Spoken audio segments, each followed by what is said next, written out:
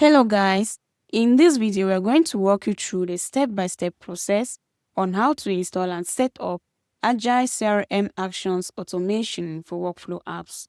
Once on your account, head over to App Marketplace, click on it, search for your app and click on Install.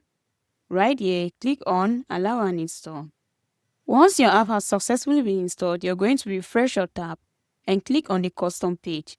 Then the interface of the app is going to pop up where you have access to your documentation. Under the tutorials, you're going to have access to the SmackU video, which is going to serve as a guideline on how to get the necessary credentials to set up the app. We equally have the setup. Here, we notice that our app haven't yet been connected.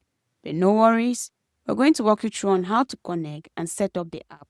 First thing, you're going to click on Start Setup and you're going to enter your user email, head over to your account online, click on your profile icon. From the drop-down menu, you're going to click on Admin Settings.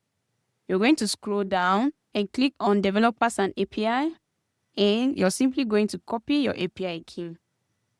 Copy and head over back to your account. You're going to paste your API key here and head over back to your account and copy your domain, address browser. So you're going to copy your domain, head over back to your account and paste your domain. It's fully been connected and set up. The support center.